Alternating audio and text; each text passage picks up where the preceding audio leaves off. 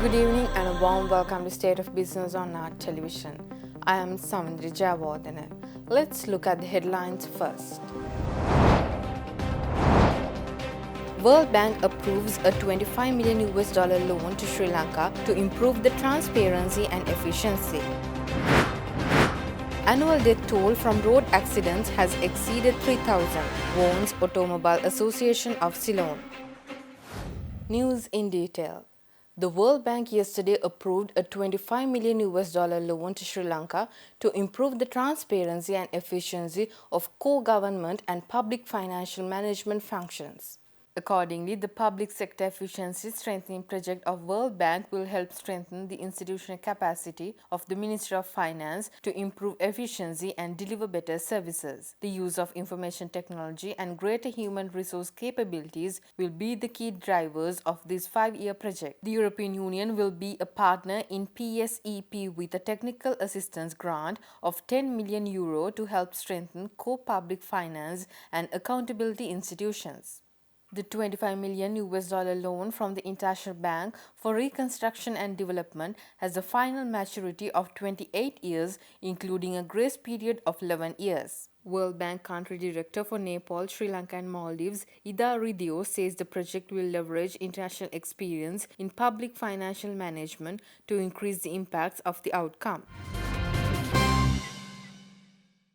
Chief Executive Officer of Automobile Association of Ceylon, Devapriya Hettiaji, says Sri Lanka should have laws to prevent children being taken in front of passenger seats or regulations making it compulsory for parents to accompany children in seats specially designed for infants and kids.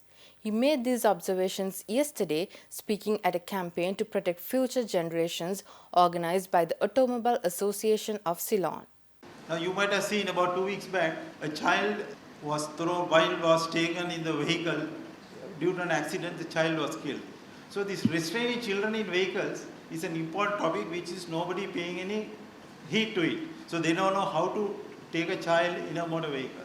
So actually the laws are needed to prevent this type of accident. Chief Executive Officer of Automobile Association of Ceylon, Devapriya Hettiaji, went on to say that annual death toll from road accidents has exceeded 3,000 and 50 people are hospitalized per day due to road accidents. Today, one person is being killed on our highways every 3 hours. That is 8% is being killed for a day. So it's totaling about 8.5. It's about 240 people are being killed monthly. So the annual toll on road fatalities, about 3,100 persons is being killed. In addition to that, there are 15 people who are severely injured who come from the home. They are the people who are on the road are the breadwinners and they become totally disabled. For a day, 15 people are getting disabled. And in addition to that, 35 people who are on the roads like you and me are the breadwinners of the family. 35 people end up in the hospital. So for a day, 50 people, because of the road accidents, end up in hospital. Out of that, 15 is totally disabled and 35 is end up in hospital and 8 people are being killed. So this has become a severe problem. The agreement to grant additional €2 million for the technological measures necessary for the completion of the Mahamodara Maternity Hospital in Galle was signed yesterday. Mahamodara Maternity Hospital is being reconstructed with the financial assistance from KfW Bank in Germany. KfW has initially extended a loan of €28 million to complete the reconstruction work of the hospital, which was initiated by a grant from the Helmut Kohl Foundation. Further, KfW has extended a supplementary loan of €13 million to cover the cost escalation and additional requirements of the hospital. The construction work of the hospital is nearing completion and it is expected that the hospital could be commissioned in mid of next year. Meanwhile, the German government has also agreed to provide a grant of €2.1 million to be utilized for technical assistance. External Resources Department Director General RMP Ratnayaka signed the agreements with German Ambassador to Sri Lanka, John Rode, and Principal Project Manager of KfW Development Bank, Andreas Gordon, yesterday. Stay tuned for more news after this break.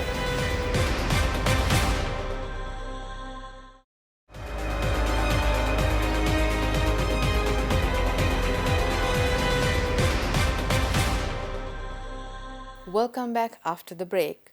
State Minister of Technology and Innovation Thilanga Sumathipala stresses that countries should have adequate number of professionals in order to meet the middle and high end of the competitive labour market. He made these observations addressing the inauguration ceremony of the 4th Biennial Symposium of Industrial Technological Institute held yesterday. We can't transform this country into a developed place unless we have international foreign investments to come and be part of our economic drive. We can't be relying on sending people to Middle East. We can't be fighting with the labor market. We have 1.2 billion people living next door in India. We have 1.3 billion people living next to India, which is China. Two huge countries are producing every day millions of people. More than 400 million people between India and China are willing to work for less than 15,000 rupees a month of their income. We can never fight that market. We have to invest into the middle and the high end of the labor market. Then that is where ITI and technology is important. Addressing the same event, Director General of the Industrial Technology Institute of Sri Lanka, Dr. Radhika Samarasekara highlighted the importance of having a technology and innovation-based economy to leapfrog from middle-income country to a higher-income country. The 21st century is known as the knowledge-centric century. In order to remain competitive globally, it is imperative that technology is integrated with every sector of the economy, be it agriculture, industry or the service sector. The country at this juncture requires tangible outputs from scientists and engineers through technology and innovation in order to create an innovative technology culture, establish technology-based society and deliver sustainable development goals of the United Nations.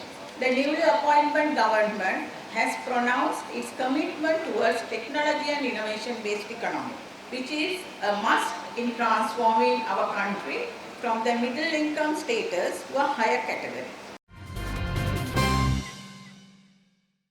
The Institute of Chartered Accountants of Sri Lanka enters into a strategic alliance with one of the world's most prestigious accounting bodies, the Institute of Chartered Accountants in England and Wales, allowing aspiring chartered accountants of CA Sri Lanka to simultaneously obtain membership of ICAEW at the successful completion of the professional program.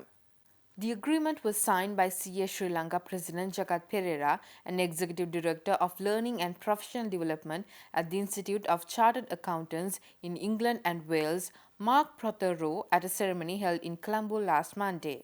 Addressing the gathering, Executive Director Prothero underscored the importance for members of national bodies to strengthen their identity despite the challenges of globalization, and he said that this is the first time the ICAEW embarked on such an initiative with another national accounting body.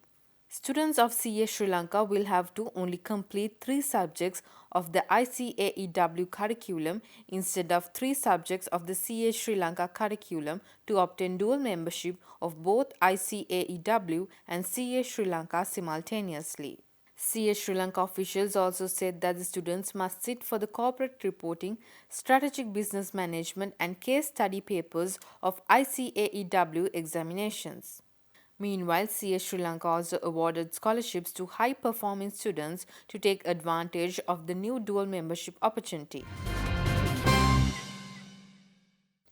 The central bank announces that the trade deficit contracted in October this year with a decline in expenditure on imports and a marginal decline in earnings from exports. It also shows that the drop in tourist arrivals was contained further in October 2019 and that workers' remittances improved in the same month, although a cumulative decline was recorded. Accordingly, the central bank report shows that the deficit in the trade account contracted in October 2019 to 838 million US dollars from 903 million US dollars in October last year. On a cumulative basis, the trade deficit contracted by 2,405 million US dollars to 6,541 million US dollars during the first 10 months of 2019 in comparison to 8,857 million US dollars in the corresponding period in 2018. Meanwhile, the terms of trade, which represent the relative price of imports in terms of exports, deteriorated by 5.7% in October as export prices declined at a faster pace than the decline in import prices.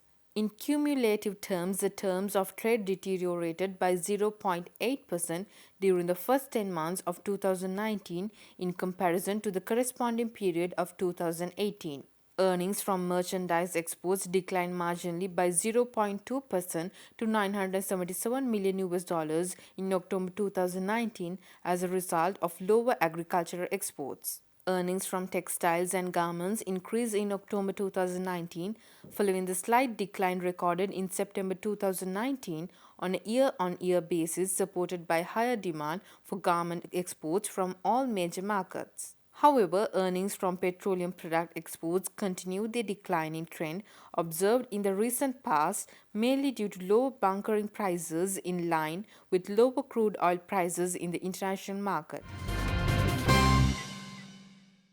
Stay tuned for stock updates after this break.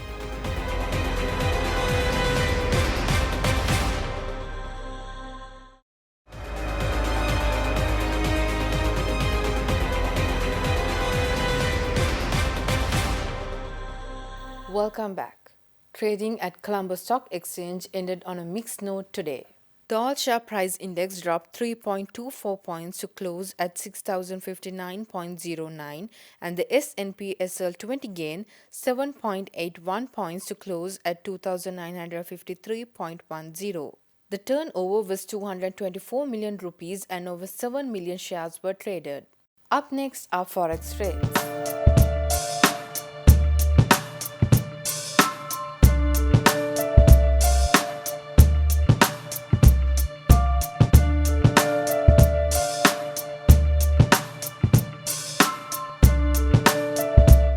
That's all news for today. Do join us tomorrow with State of Business. Until then, take care. Good night.